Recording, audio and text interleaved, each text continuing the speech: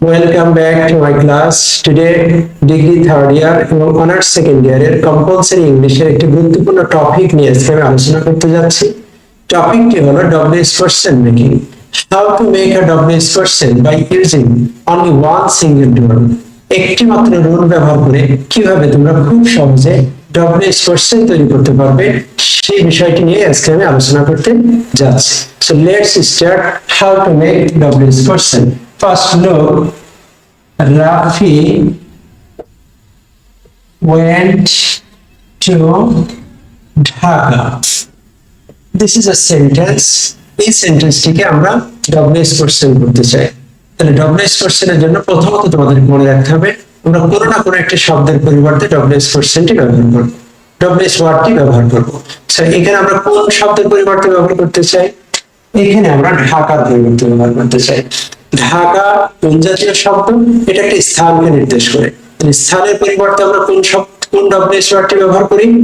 আমরা সবাই জানি যে হয়। তাহলে আমরা ঢাকা কিন্তু লিখবো না, আমরা এখন ঢাকার পরিবর্তে লিখবো হয়। বাক্যের অন্যান্য যে অংশগুলো আছে সেগুলো যেভাবে আছে ঠিক সেভাবে আমরা রেখে দিব। রাফি ওয়েন্ট টু হয়। সেকেন্ড কাজটা কি? তোমাকে একটা সাহায্যকারী ভার্ব নিতে হবে। এখন এই বাক্যে তো একটি মাত্র ভার্ব আছে, তো এখানে কিন্তু কোনো সাহায্যকারী ভার্ব নাই। তাহলে তোমাকে কি করতে হবে? টেন্সটাকে আইডেন্টিফাই করতে হবে। এই ভার্বটি কোন টেন্সে আছে? পাস্ট ফর্মে আছে। তাহলে এটা past simple tense. Past simple টেন্সের সাহায্যকারী ভার্ব কি? ডিড।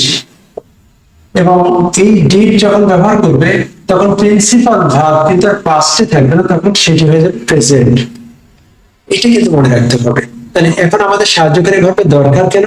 এটা হচ্ছে একটা কমন ইম্পর্টেন্ট রোল। প্রত্যেকটা ইন্টারোগেটিভ সেন্টেন্স তৈরি করার জন্য তোমাকে অবশ্যই সাহায্যকারী ভার্বটাকে সাবজেক্টের আগে ব্যবহার করতে হবে। এটা একটা কম্পালসারি রোল। সো লুক, এখানকার সাহায্যকারী ভার্ব তাহলে আমরা পেলাম ডিড। তাহলে আমরা লিখবো কি? রাফি হচ্ছে সাবজেক্ট। এই সাবজেক্টের পূর্বে কিন্তু আমাদের এই ডিড ব্যবহার করতে হবে। তাহলে আমাদের সেন্টেন্সটি কেমন হবে? শুরুতে লিখবো ডিড, দেন সাবজেক্ট রাফি, তারপর আমরা বলেছি ওয়েন্ট ভার্ব, এখন হয়ে যাবে এটা গো, দেন টু যে শব্দগুলো আছে সেগুলো আমরা রেখে দিলাম। এখন দেখো ফুল স্টপ কিন্তু আমরা দেব না, কারণ এই যে সাবজেক্টের আগে সাহায্যকারী ভার্ব ব্যবহার করেছি, তার মানে এই বাক্যটি কিন্তু এখন ইন্টারোগেটিভের স্ট্রাকচারে চলে এসেছে। সো ইন্টারোগেটিভ হতে গেলে তোমাকে অবশ্যই জিজ্ঞাসাবাদের চিহ্ন ব্যবহার করতে হবে। তাহলে এখন আর ফাইনাল টাস্ক হিসেবে কি বাকি আছে?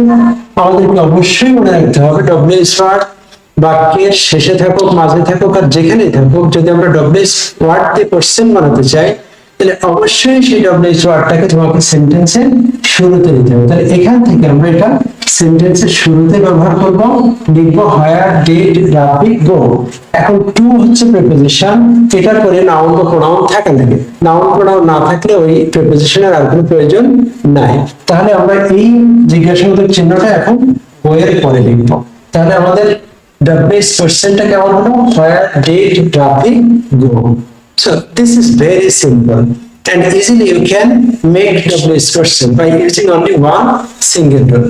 Now let's second example, how to make WH question by using only one single rule. Very simply, look, he has bought a pen. এখানে আমরা WH কোশ্চেন কোড বানাতে গেলে প্রথমত আমাদেরকে একটা WH ওয়ার্ড ব্যবহার করতে হবে। এখন এই WH ওয়ার্ডটা আমরা কার পরিবর্তে ব্যবহার করতে চাই? এখানে আমরা পেনের পরিবর্তে ব্যবহার করতে চাই। পেন কোন জাতীয় শব্দ? এটা একটি বস্তুবাচক শব্দ। তাহলে এই বস্তুবাচক শব্দের জন্য আমরা সবাই জানি WH ওয়ার্ড ব্যবহার করতে হয় হোয়াট। তাহলে আমরা পেনের পরিবর্তে লিখবো হোয়াট। অন্য যে শব্দগুলো সেন্টেন্সে আছে সেগুলো ঠিক যেভাবে আছে আমরা ঠিক সেভাবে রেখে দিলাম। তাহলে he has bought what? এখন কাজ কি? সাহায্যকারী ভার্ব। look, has একটি ভার্ব, bought একটি ভার্ব।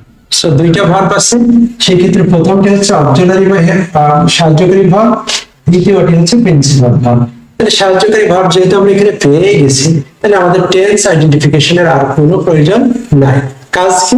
সাহায্যকারী ভার্বটি আমরা কোথায় ব্যবহার করব? এটা কমন একটা রুল আগেই বলেছি যে সাবজেক্টের আগে আমাদেরকে ব্যবহার করতে হবে।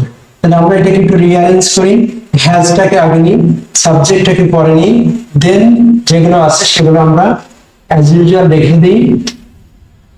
এবং দেখো আগের মতো সাবজেক্টের আগে যেহেতু আমরা সাহায্যকারী ভার্ব নিয়েছি, তাহলে এটা ইন্টারোগেটিভ সেন্টেন্স, এখানে আমাদের জিজ্ঞাসাবাদের চিহ্ন লাগবে। সো এখন আমাদের ফাইনাল টাস্ক হিসেবে কি বাকি আছে, সেটি হচ্ছে যে এই ডব্লিউএইচ ওয়ার্ডটি সেন্টেন্সের শুরুতে নিয়ে আসতে হবে, কারণ কখনোই এটা শেষে ব্যবহৃত হয় না। তাহলে আমরা এটাকে শুরুতে নিয়ে আসলাম, হোয়াট হ্যাজ হি বট, জিজ্ঞাসাবাদের চিহ্নটি বটের পরে নিয়ে আসলাম, তাহলে হয়ে গেল আমাদের WH question making. So I hope you have clearly understood how to make WH question very easily by using only one single tool.